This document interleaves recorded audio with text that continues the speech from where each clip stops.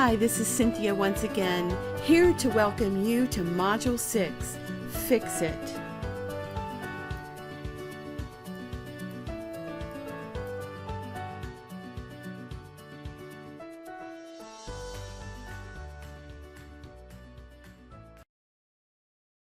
In Module 6, we mainly cover two goals: provide courteous customer service to the retail associate throughout the call, and document important information during the call. By the end of this module, you will be able to explain how to effectively handle silent time with the customer during the call. You will demonstrate effective questioning to help the customer provide the information needed for the incident, and you will understand that being professional and treating others with respect includes never criticizing a store associate or your coworkers or other CJ's departments when supporting the service desk customer. Let's start with a quick review of the four-part call process. In Hello, we greet the customer. In What's Wrong, we listen to the customer. In Fix It, we ask questions, document, and resolve the problem. In Verify It, we confirm the fix and wrap up the call.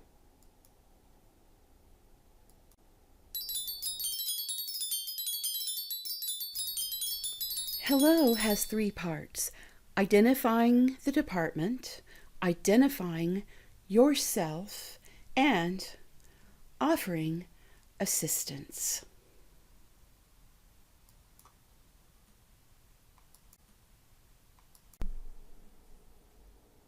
In What's Wrong, we examine why listening is important to our problem determination and how listening can be a challenge, as well as how to listen effectively. We listen so that we can gather the information we need in order to resolve the customer's issue, and listening shows genuine caring as well as respect. This works to both our customer and our own benefit for a smooth call. We looked at handling challenges in listening and how to actively listen by acknowledging the customer, preparing to listen, and then after listening, paraphrasing what we heard to confirm we understand the customer's issue.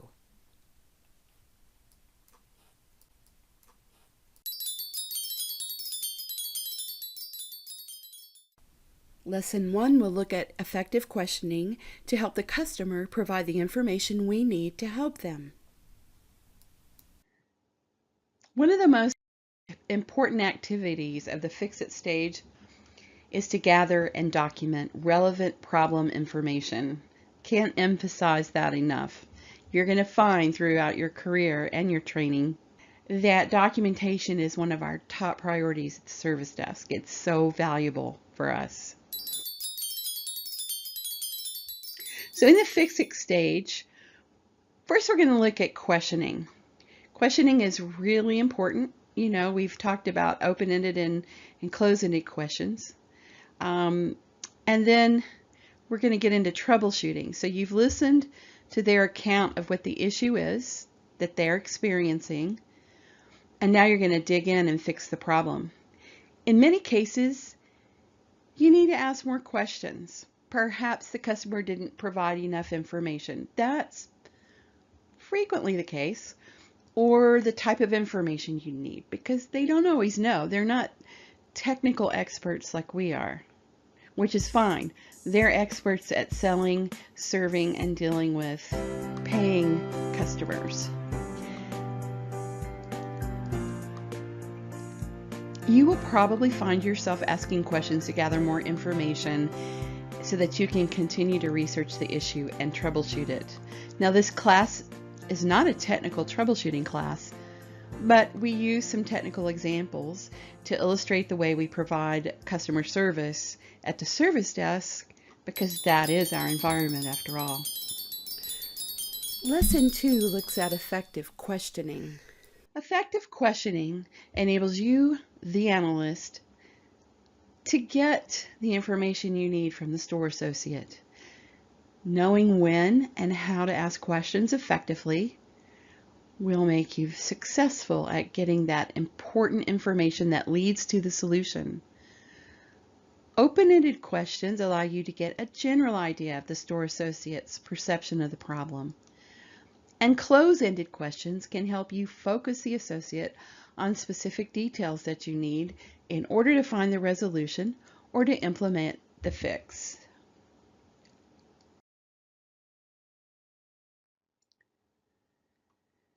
Open-ended questions generally ask, for example, what happened?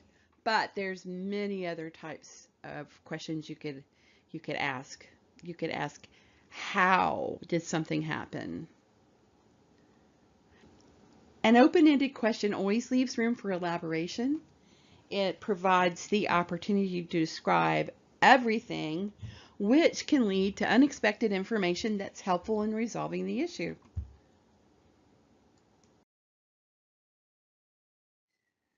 So that unexpected information, that can make all the difference in the world. So just be prepared for that and know that your keywords for open-ended questions are who, what, how, and why.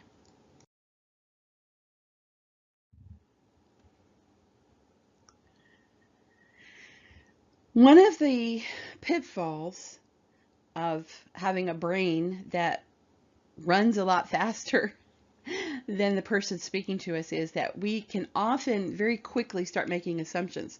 We hear something, we immediately stop listening, and we start planning how we're going to fix the problem. And the problem with that is you can make an assumption based on hearing a little bit of information and go down another path that isn't taking you anywhere near where you need to go. So just remember that your bandwidth allows you to do a lot of free ranging while you're listening and can definitely lead you astray. As a general practice, we recommend asking open-ended questions in the beginning of the call and then leading or close-ended questions later in the call, because from the start, it could really cause you to overlook some important information.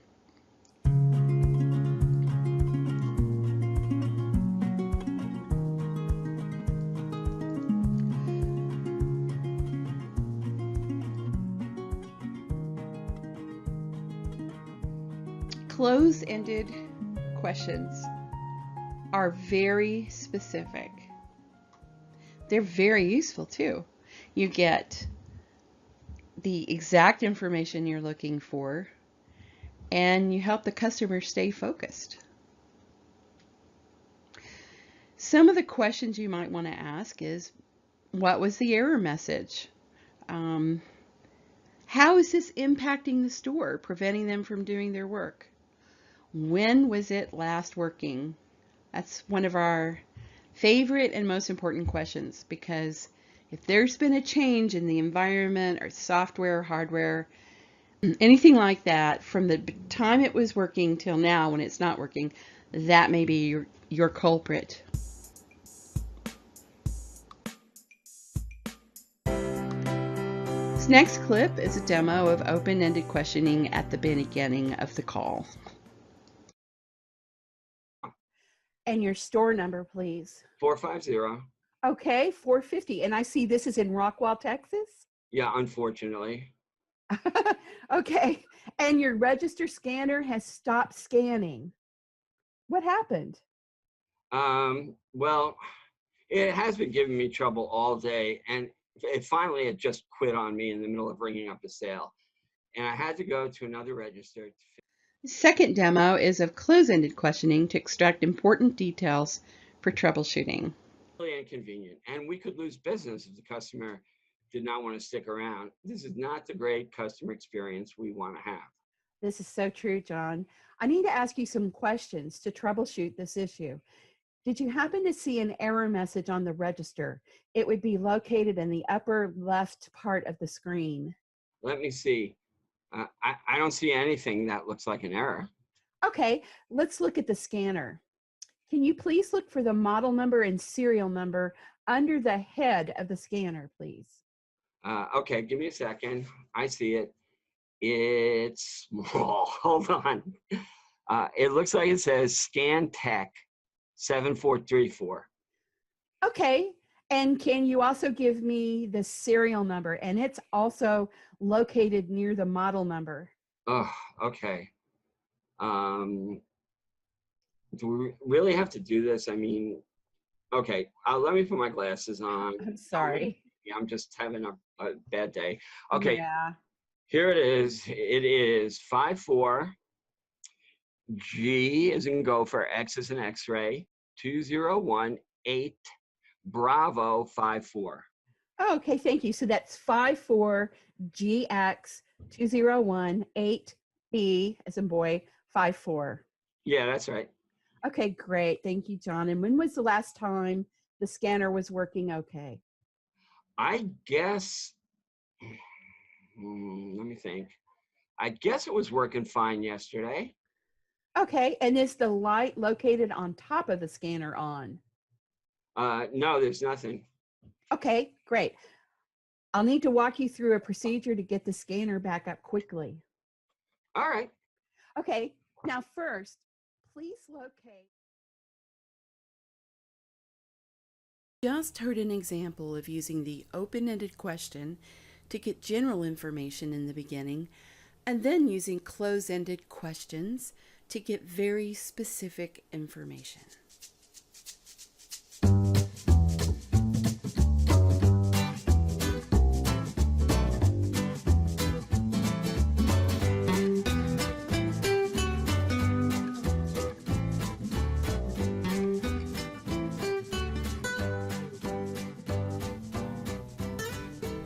Lesson 3 looks at professionalism and treating others with respect.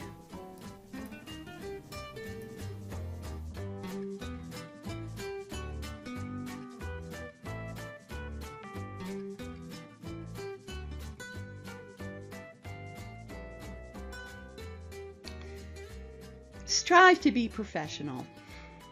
It's an important part of our job, and this means treating others with respect, including our teammates, our store associates, and other associates in IT or any other department you may interact with. First, whether or not the retail team member caused their own problem, we have to be careful to use a friendly tone with them without being critical. Offering advice is okay. Strategies for avoiding the problem in the future is much appreciated.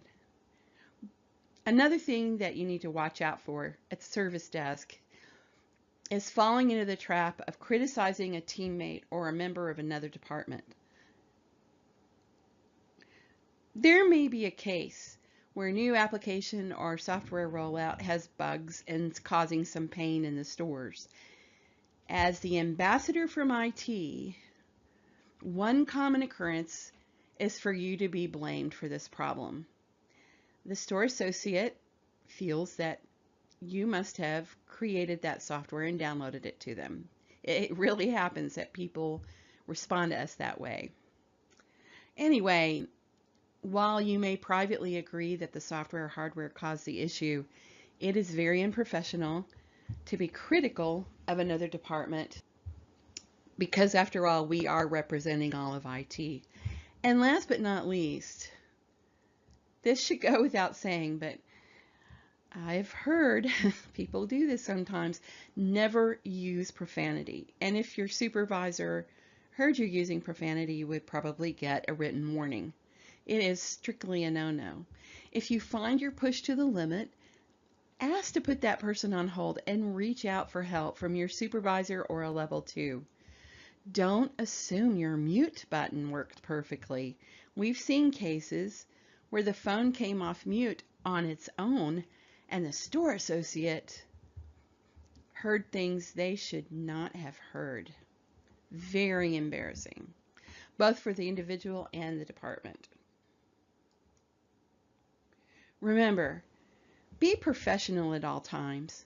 Treat others with respect. Avoid being critical of retail team members, even if they cause their own problems. Feel free to offer friendly advice, and be aware that you don't want to criticize your coworkers or other CJ's departments. And never use profanity, ever.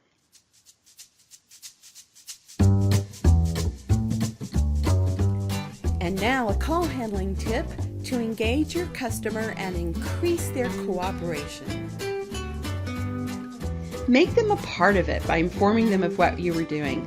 Tell them you need a minute to complete some documentation in order to get the incident created.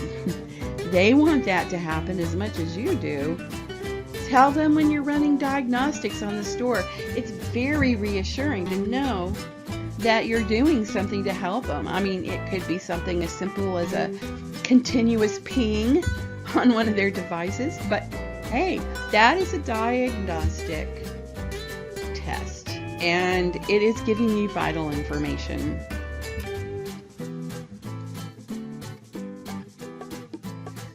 Another tip we have is about how to handle silent time.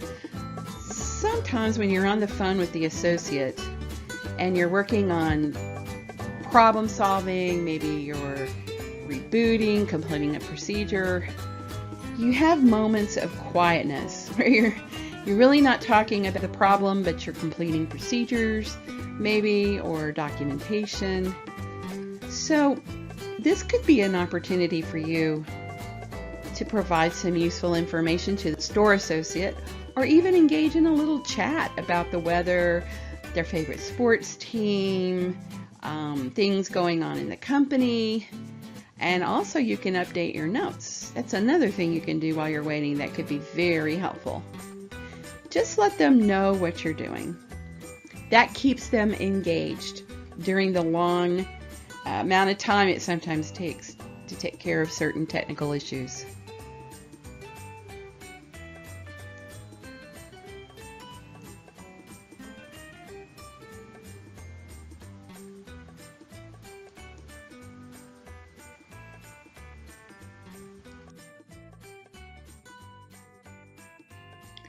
Frequently during the fix-it stage, you may find yourself having gathered information, questioning the retail associate, but still not sure where to go exactly to resolve the issue. In the beginning of your job as an analyst, you will find that knowing the right keywords to perform a search in the knowledge base can be difficult, tricky. Just reach out for help. It's okay. It really does get better the more familiar you are with it. And you will have a section on searching the knowledge base later on down the line in your other coursework. But a rule of thumb is, after 5 minutes of working on the incident, if you're still unclear as to what the problem is, or if you're unable to find a solution, reach out, ask.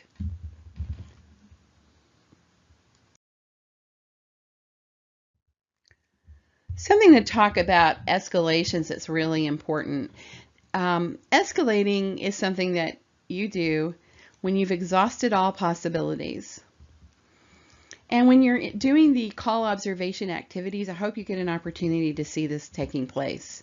Generally, if the analyst feels they've taken the incident as far as they can, and troubleshooting hasn't resolved it, and they've touched base with level 2 or the lead, and they've followed the knowledge articles, then yeah, it's time to escalate to the next level.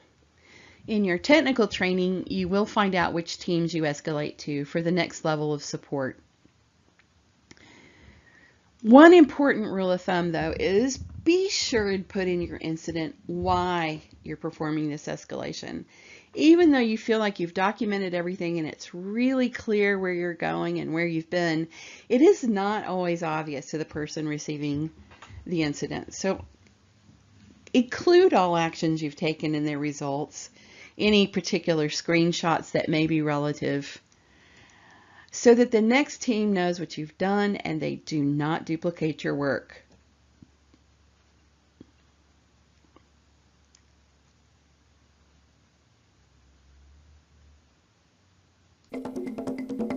And congratulations, it's that time again. time for some activities in Canvas? Keep up the good work. You are making excellent progress.